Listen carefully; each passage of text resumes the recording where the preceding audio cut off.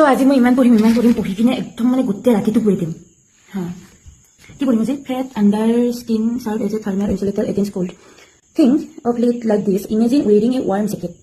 এক second jacket ঠাণ্ডাৰ দিন আহি আছে দেখোন একমাহ পিছতে ঠাণ্ডাৰ দিন আহিব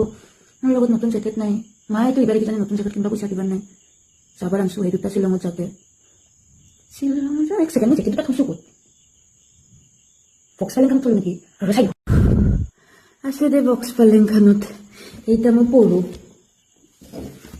আৰু যে মই বক্স পালেংখানত সোমাই থৈ দিলোঁ পইতা চৰাই যেতিয়া যে দেখিছিলোঁ বক্স পালেংখানত মৰাৰ কাৰণে নেটথেলিংটো আনিব লাগিব কালি পাহৰি যাম নেটথেলিং আনবা অ' মা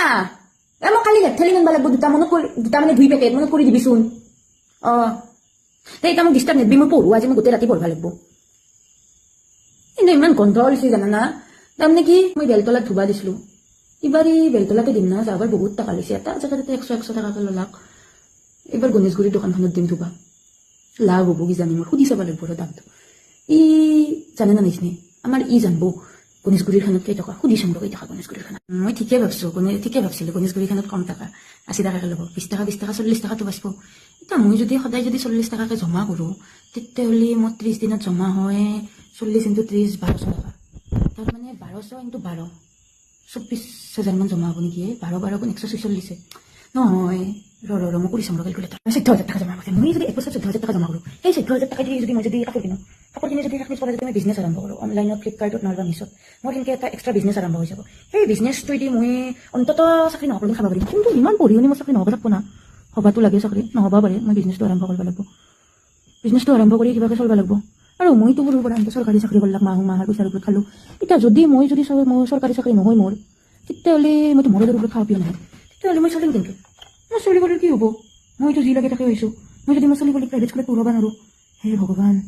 কি হ'ব তাৰ মই মানে বিজনেছটো আৰম্ভ কৰিব লাগিব কালিৰ পৰা মই কালিৰ পৰা 40 টকা জমা কৰিব লাগিব মানে মই চলিবলৈ স্কুলত দিলে কিজানি স্মাৰ্ট হ'ব মোৰ নিচিনা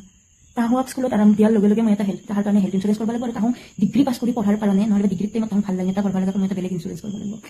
তেতিয়া তাহাঁক পঢ়িব মানে ডাক্তৰ হ'ব না মোৰ নিচিনা